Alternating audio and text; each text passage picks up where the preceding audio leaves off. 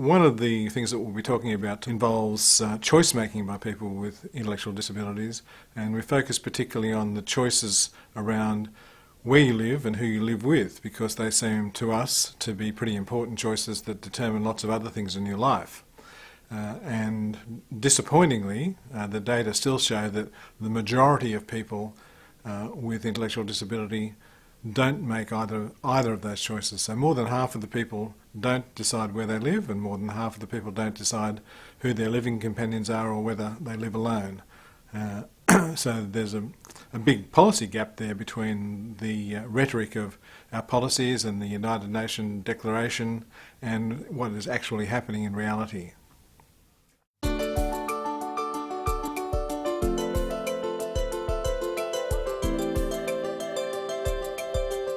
In thinking about this topic of methodological issues, there are of course many matters that we could touch, and Charlie Lakin in his address this morning reminded me of one fundamentally important one, and when he was talking about the UN Declaration and the fact that we can use that declaration as one possible framework for thinking about how we organise outcomes conceptually, and we can have meaningful conversations amongst ourselves from state to state or nation to nation or research facility to research facility about outcomes research. I think that's a topic that I'm not going to touch in my presentation, and it's a topic that Chris Hatton drew my attention to earlier in the week, and I think it's one that in the working group later on we definitely need to capture.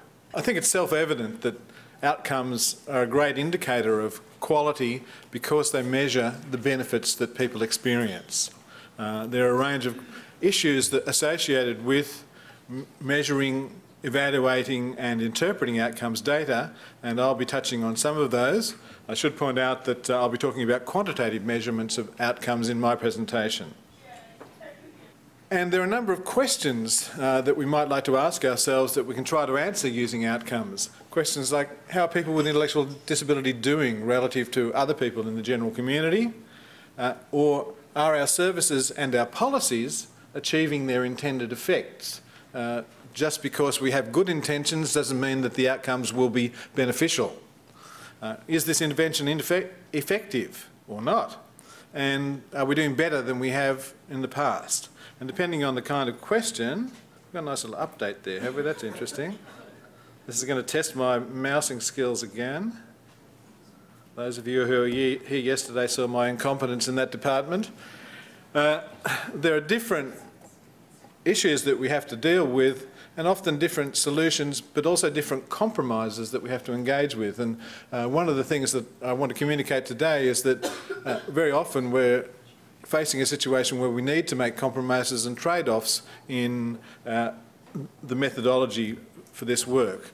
I'm going to be talking about a number of different topics. I'm not going to read through that. These are the topics that were more or less in the abstract, although I have added and subtracted a little.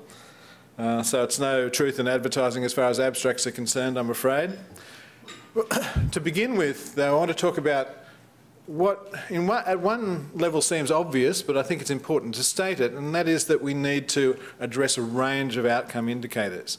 And I'm going to refer to some of Eric's research in talking about this.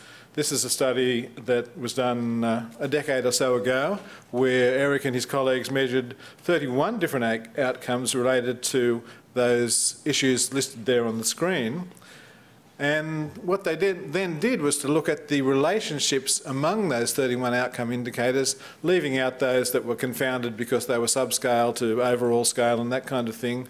And so they evaluated 337 partial correlations after controlling for adaptive and challenging behaviour, and found overwhelmingly, as you can see there, that those correlations were not significant.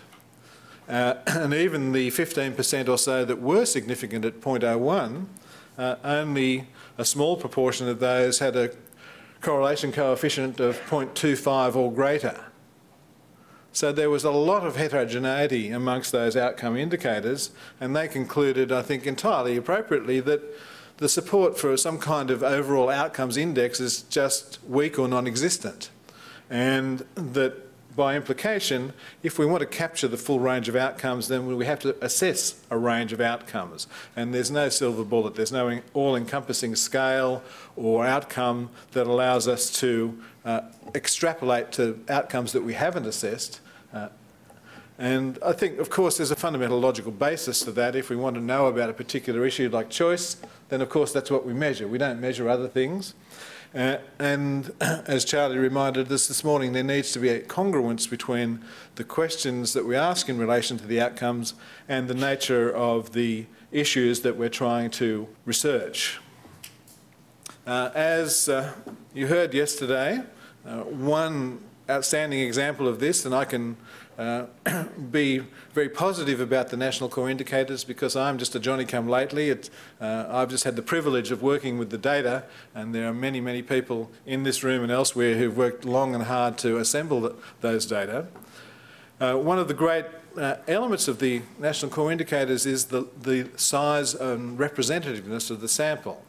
That allows us not only to make reasonably definitive statements about the life experiences of people with intellectual disability, but also to look more closely at particular subgroups of individuals. So, for example, I mentioned in the talk yesterday morning the obesity data from the National Core Indicators, and we're able in the paper that we published in 2011 to look not only at overall levels of obesity or by gender, but also to break that out at the same time by gender, by age group and by race and ethnic group. So some 20 or more subgroup analyses, and the power, because of the sample size, was still there to have reasonably narrow confidence intervals when making comparisons within those subgroups.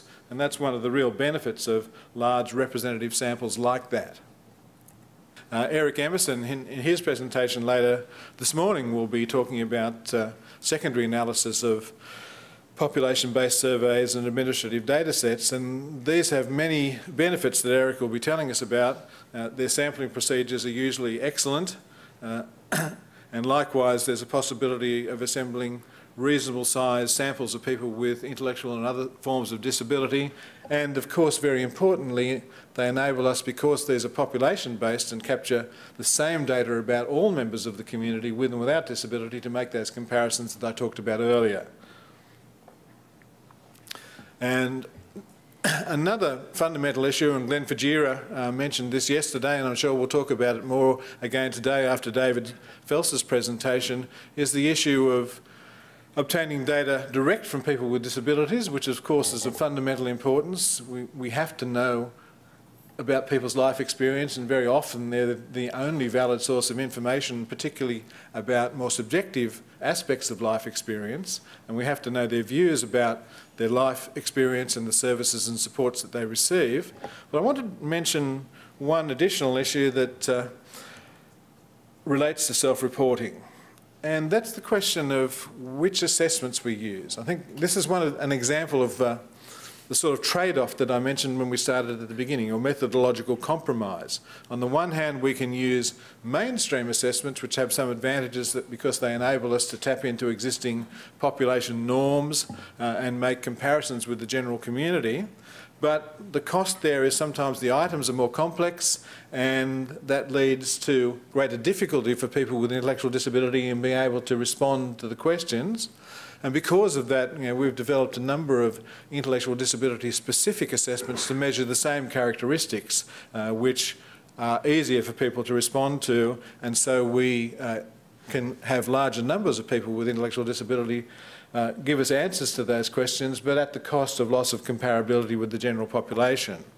An interesting study that came out last year in 2011, I don't know if Keith McVillie's in the room, he was one of the co-authors of this, I don't see him here, looked at the utility of 5-point versus 3-point response scales and found evidence in favour of the simpler 3-point scale for people with intellectual disability responding to items on the Ucla instrument. But I want to talk about some work that we've just finished in Sydney arising from the retirement project, or transition to retirement project, that I talked about yesterday in assessing loneliness. And I think it's pretty widely accepted that the only valid data that is really useful in talking about loneliness is to obtain the information directly from the person themselves about their subjective experience of loneliness, because people, even if they have social connections and spend time with other people, don't necessarily avoid loneliness. You can feel lonely in a crowd, and likewise you can be quite happy with your own company and not necessarily be lonely even though you are alone. And we, in that research on retirement and transition to retirement, use two different scales. One, the UCLA loneliness scale, which is designed for the general community, and another scale that was originally developed by Janice Chadzi-Rush and colleagues called the Worker Loneliness Questionnaire that we changed a little. They had different response scales, and so particularly the distinctions between never and rarely, I think, are probably going to be challenging for a number of people with intellectual disability, whereas in my experience the no, sometimes yes distinction seems to be reasonably straightforward for many people, particularly if you ask the question in two parts. You know, do you feel lonely, yes or no? Yes, do you feel lonely sometimes, or do you feel lonely lots of the time? And if you look at the item content too, you can see the complexity of the questions there. How often do you feel that your relationships with others are not meaningful, on the one hand, versus are you lonely? So you won't be surprised to see that a number of our respondents really struggled with the UCLA scale. And what I'm showing you here, in that study we had 60 participants in all, 42 of whom had primary intellectual disability and the remainder had other forms of disability but not intellectual disability. And you can see that the responsiveness to the UCLA scale was very low, as depicted by the red bars for people with intellectual disability, and moderate to high for the other group, but both groups were greatly assisted by using the intellectual disability specific loneliness questionnaire. And there was a significant difference between the two groups on the UCLA scale, and that difference was no longer significant when we used the ID-specific scale. So I think that's one of a number of interesting compromises that we need to engage with in seeking information direct from people with intellectual disability. And there are trade-offs that I've depicted there in that scale in relation to statistical power, comparability with the general population, and so forth. Another issue I want to talk about briefly, and I've been actually tremendously encouraged by a number of the things that I've heard at this conference, both here and the main IACID conference on this topic, relates to randomisation. And I remember reading Earl Butterfield's prognostications on this many years ago when I was doing my PhD, and got quite irritated with it actually, because it seemed to me it's all very well talking about scientific purity, but these are actually people's lives we're talking about here. And hey, I've just randomised you to an institution, could you go and live there for 5 years please, and I'll let you know how your outcomes are going in 5 years' time. So I just didn't think that was ethically or even practically viable. I don't think that many people would front up for that particular randomised controlled trial. So one of the compromises that we have to engage with, because there are, of course, scientific problems with the absence of randomisation, is to measure personal and environmental characteristics and control for those statistically using multivariate analyses, so that we can say something reasonably sensible about the relationship between, for example, living environments and the outcomes that people experience who live in those various environments. And I thought that was all I was going to say about randomisation, but this was the changing it the night before the presentation thing.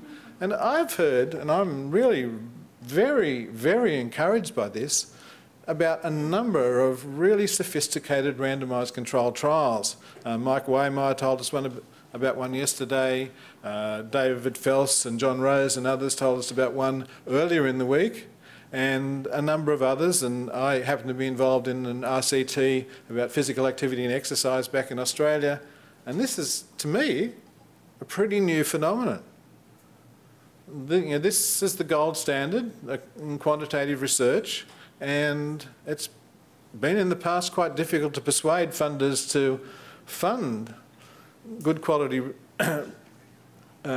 research like this because it's costly. And so I'm greatly encouraged that this degree of robustness is finding its way into our research in a number of countries around the world.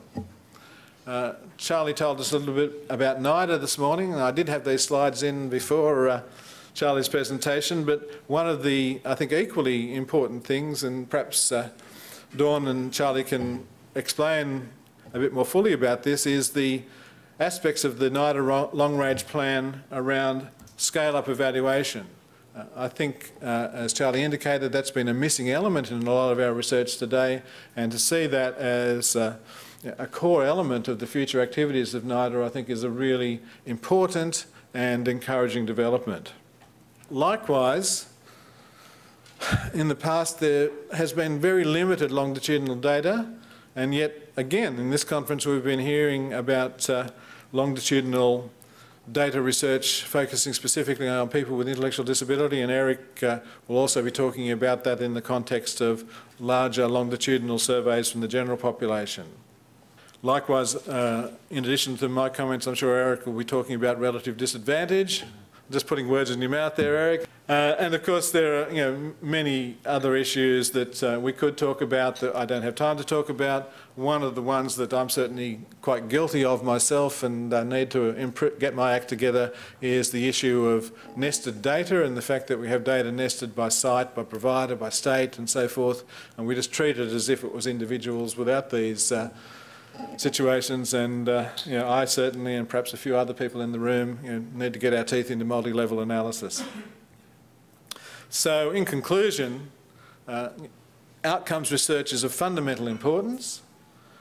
It can help us to guide policy and practice, but we need to be mindful of the sorts of methodological compromises that it can entail, and some of the issues I've raised so far. So I've got a bunch of references there, and they're my contact details. I'm also chairing the session, so I'll thank myself and